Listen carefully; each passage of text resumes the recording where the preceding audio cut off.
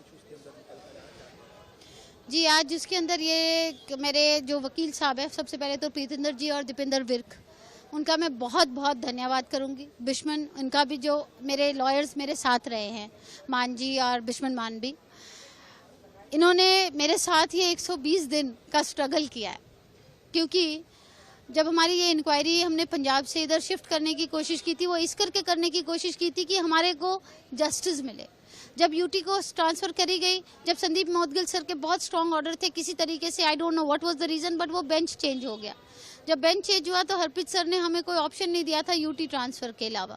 जब UT transfer हुई तो हमने फिर एक उम्मीद जगाई, बट पिछले 1-1.5 महीने से हमें इंट्यूशन हो गई थी कि UT is not doing a fair investigation.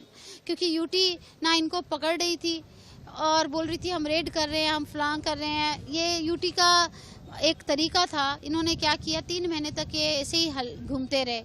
अब ये कोशिश कर रहे थे जो एफआईआर में धाराएं लगी हैं उनको माइल्ड कर दिया जाए, नॉन बेलेबल को बेलेबल वाली बना दी जाए, जिससे कि ये बस स्टेटमेंट लेके एक चार्जशीट कंप्लीट कर दें कि ये बोगस एफआईआर कर दे, जो आज जज साहब ने बोला कि इसको बोगस करके ख़त्म करने की कोशिश करी जा रही थी। और जज साहब ने क्लियर बोला कि आई एम श्योर कि ये इन्वेस्टिगेशन फेयर नहीं हो रही है, आपके जवाब और आपकी कार्रवाई से ही पता लग रहा है।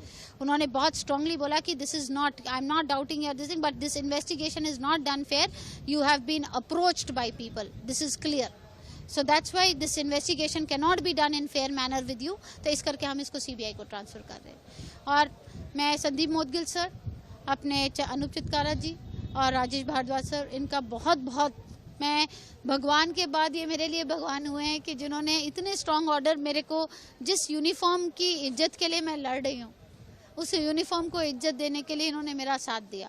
और मेरे जो लॉयर्स थे, प्रीतिंदर जी, दीपेंद्र विर्क सर और बिश्मन जी और अमृत, इन्होंने सब ने मेरा शुरू से साथ दिया और मेरे साथ खड़े रहे इस लड़ाई में। So I can be not more thankful to them than this.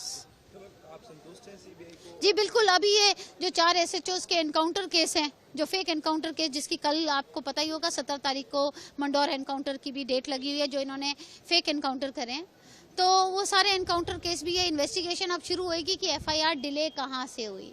जो यूटी ने हमें बोला कि हम इन्वेस्टिगेट नहीं करेंगे एफआईआर डिले, हम तो खाली इंसिडेंट को करेंगे, तो वहीं से हमें पता लग गया था जब तुम इन्वेस्टिगेशन कहाँ डिले हुई है, किस कारण हुई है, वही चेक नहीं कर रहे, तो तुम हमें जस्टिस क्या दोगे।